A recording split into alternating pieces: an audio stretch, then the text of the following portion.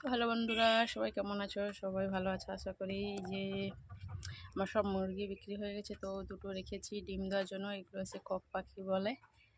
তো আবার বাচ্চা আসবে, তাই ঘরটা পরিষ্কার করছি। কি লং ভিডিও দেবো, তার জন্য একটা লং ভিডিও করছি।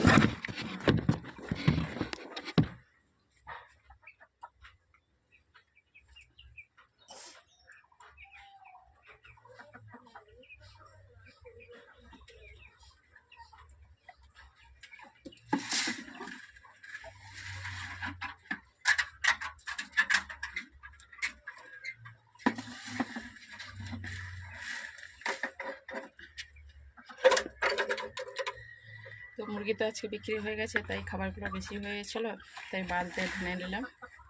তো এই দুটো যে পাখি আছে এদেরকে খাওয়াবো, এদেরকে তো ডিম দেওয়ার জন্য রেখেছি। তো এই দুটোকে খাওয়াবো। তো কেনে রাখলে খাবারগুলো নষ্ট হয়ে যাবে খাবার, যার জন্য এই বালতিতে রেখে দিয়েছি। ঢাকনা দাও, চাপা বালতি।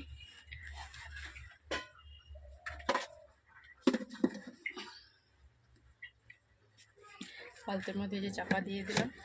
তো কী আর ভিডিও করবো, তাই এই ঘরটা পরিষ্কার করবো, সেটা হচ্ছে ভিডিও করছি।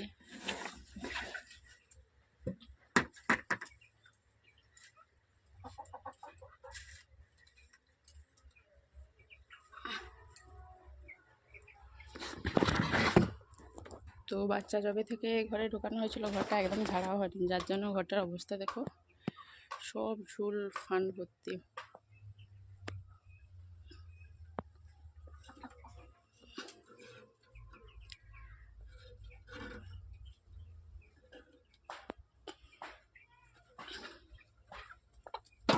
এই দুটি সাদা পাখিকে দেখো কত সুন্দর দেখতে লাগবে।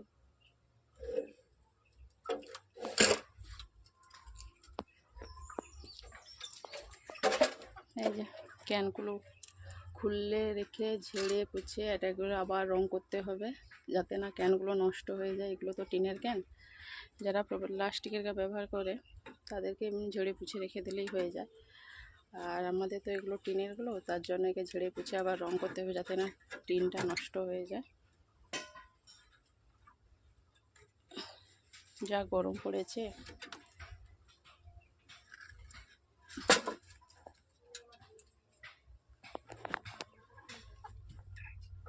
যে দেখো গরমকালের জন্য মুরগির জন্য ফ্যানও ফিট করাও আছে, নাহলে তো মুরগি সব ফ্যান না ফিট করলে, হাওয়া না দিলে মুরগি সব মরে যাবে। তো এটাই মুরগি বিক্রি হয়ে গেছে। এই যে একটা ফার্মে দেখো মুরগিগুলো কত বড় হয়েছে, পাশাপাশি দুটো